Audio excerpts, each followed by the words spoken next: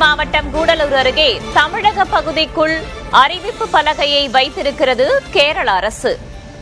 நாம் தமிழர் கட்சியினர் போராட்டத்தில் ஈடுபட முயன்ற நிலையில் தமிழக பகுதிக்குள் அறிவிப்பு பலகையை வைத்திருக்கிறது கேரள அரசு.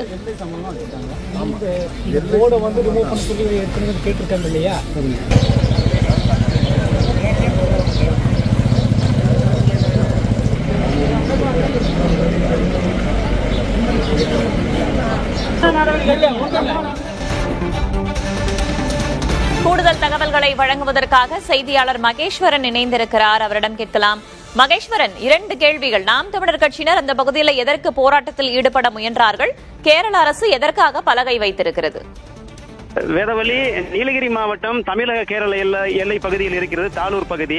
இந்த பகுதியில் ஏற்கனவே கடந்த 2017ஆம் ஆண்டே ஒரு பிரச்சனை எழுந்தது. அதாவது கேரள அரசு தமிழக பகுதியை ஆக்கிரமித்து அதில் அறிவிப்பு பலகைகளை வைத்ததோடு அங்கு பேருந்து நிலையம் கட்டுவதற்கான முயற்சிகளை மேற்கொள்வதாக அன்றும் நாம் தமிழர் கட்சியினர் தான் இந்த போராட்டத்தை முன்னெடுத்தனர். இது தொடர்பாக ஏற்கனவே இரு மாநில வருவாய்த்துறையினரும் ஆய்வு செய்து அதற்கான தீர்வு எட்டப்படாமல் அப்படியே கிடப்பிலே போடப்பட்டது. இந்த நிலையில் கடந்த 2 ஆண்டுகளுக்கு முன்பு மீண்டும் பேருந்து நிலையம் கட்டுவதற்கான பணிகளை கேரள அரசு துவங்கியது. அப்போதும் நாம் தமிழர் கட்சியினர் அதற்கு எதிர்ப்பு தெரிவித்து போராட்டங்களில் ஈடுபட முயன்றனர். இந்த நிலையில் நேற்று கேரள அரசு தமிழக பகுதிக்குள் ஒரு அறிவிப்பு பலகையை வைத்திருக்கிறது.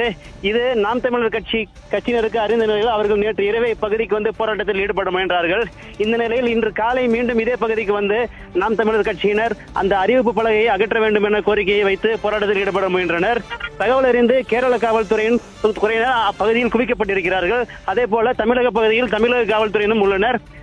தற்போது தமிழக காவல்துறையினர் நாம் தமிழர் கட்சியினருடன் பேச்சுவார்த்தை நடத்தி வருகிறார்கள். இந்த அறிவிப்பு பலகையை இங்கிருந்து அகற்றினால் மட்டுமே நாங்கள் போராட்டத்தை கைவிடுவோம் என திட்டவட்டமாக தெரிவித்து போராட்டம் தொடர்கிறது.